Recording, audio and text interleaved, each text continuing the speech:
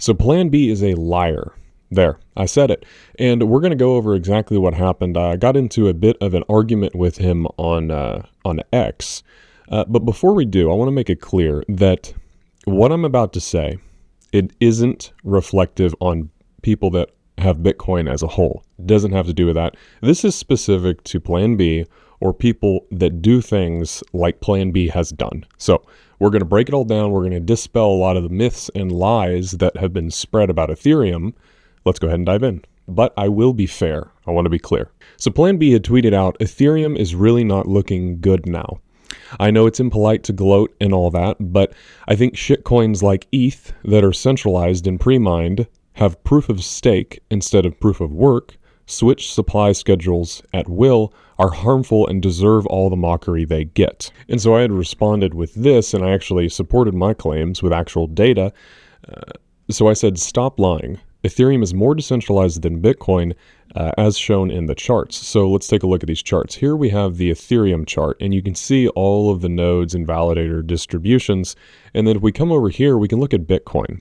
Now, Bitcoin has the majority of the control with multiple mining pools. Now stay with me because I'm going to break it down. I'm going to explain exactly what's going on with that. So he goes on to say that you're talking about mining pools. I'm talking about ETH being centralized. Now pause. So the way that these mining pools work, so we take a look at here, like Foundry is a real big one, and then you have Ant Pool. The way that this works is, yes, you have a lot of miners that are individually distributed, but they sign up and they give permission to these pools to manage their blocks and whatnot, and they basically delegate their power to these large mining pools. And so what that means is that if the Ant pool wants to go in and censor a block, they could.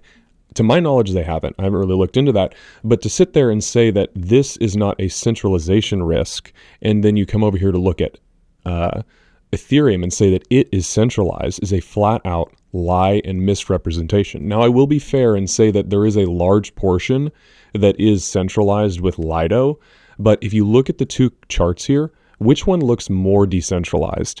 In fact, how about we just say that they're both decentralized, like the government has already said that they are both decentralized commodities, and stop lying and saying that Ethereum is a centralized system. You know, he goes on to say that an ETH node is 9 terabytes. I cannot run it on my PC, so I have to trust Infura data center.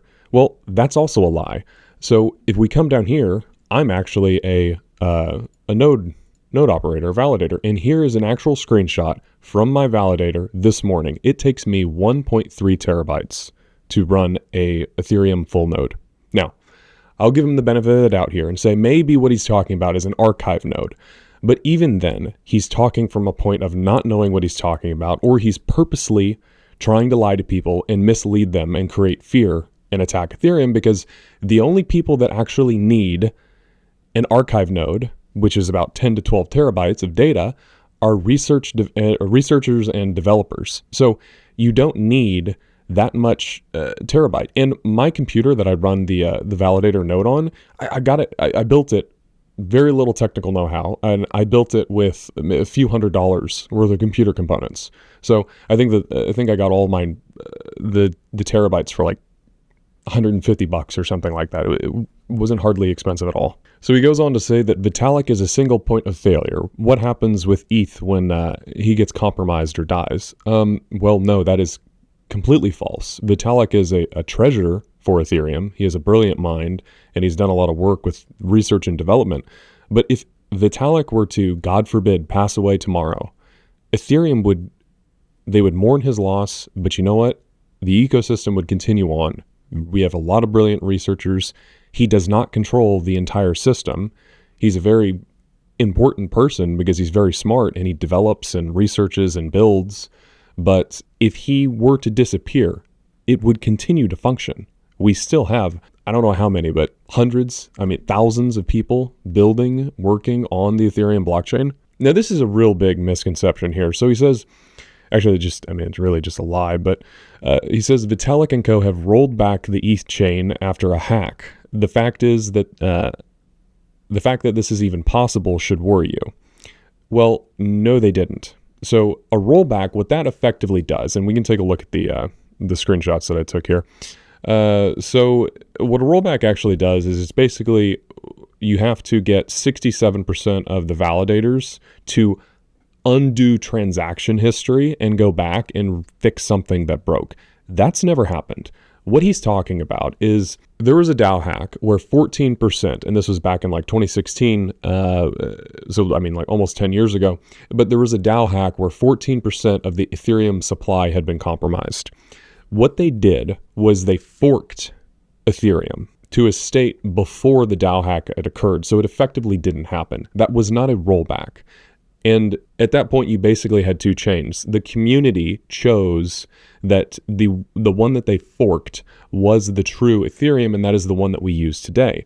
The one that had been hacked, the minority of the community decided to keep using that chain, and that was the Ethereum Classic, which is still around, but it's nowhere near what Ethereum that we all know and love is right now. And what's interesting is that you could do the same thing with Bitcoin. If you fork it, which it's been forked many, many times, that's effectively the same exact thing.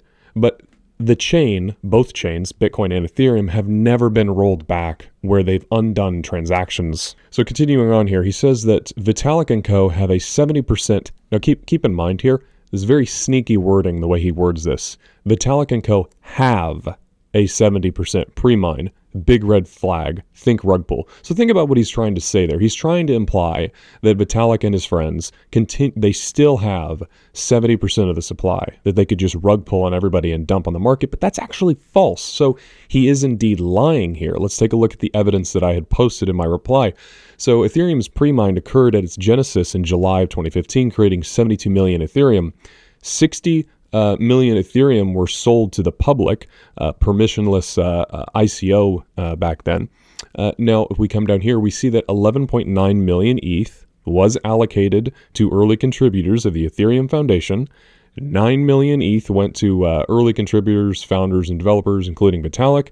2.9 million ETH was reserved for the Ethereum Foundation itself. Currently, the supply of Ethereum is 120 million, which means that they hold less than 10% of the supply. I'm not exactly sure if what portions of this have been sold off or not, but that's hardly a rug pull. But you can see what he's trying to imply to scare people by saying that, oh, they have a 70% premine, which is just categorically false. So he goes on to say, Vitalik and switched ETH from proof of work, key Bitcoin ingredient, to proof of stake. We know what that does for price because there is a Bitcoin fork with proof of stake. Look up the price chart. Okay, that logic does not flow. Because think about what he's saying. He's saying that you need to use a computer to expend a lot of energy in order for something to have value. Well, no, that's ridiculous because there are lots of proof of work chains that don't come anywhere near the value of Bitcoin. So the value is not derived by how much electricity you have to use in order to create something into existence. The fact is, Bitcoin holds value because its community and people perceive it as having value. That's why it's a store of value. That's why people like governments around the world are buying it. It's people believe, they have faith that this has value. The same for gold, except gold has a little bit more utility. I mean, if this were true, I could create a proof of work chain and make it much more difficult to mine than Bitcoin, and boom, I created value. It's completely ridiculous. The value of Ethereum has nothing to do with how much energy requirement it has. It has to do with perception. And what proof of work and proof of stake both do is they secure the network and they decentralize the network. It's just a different way of doing it. It doesn't mean that one has value and one doesn't have value. And I mean, perfect example, he says that, Bitcoin, they forked to a proof of stake chain. Look up the price chart. Yeah, also Bitcoin Cash, Bitcoin Store of Value, or Satoshi Vision. There's countless other Bitcoin forks that they forked off and they don't hold Bitcoin's value that are proof of work. So it's not that a proof of stake system doesn't hold value.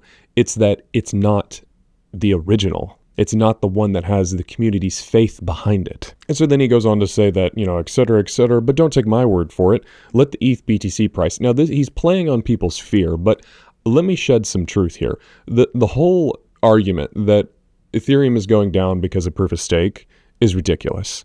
It all comes down to global liquidity, and it has come down to global liquidity for all of Ethereum's existence, all of crypto's existence. So what we're looking at here is we're looking at global liquidity, oftentimes confused with M2 money supply. M2 money supply refers to all of the money supply around the world, right?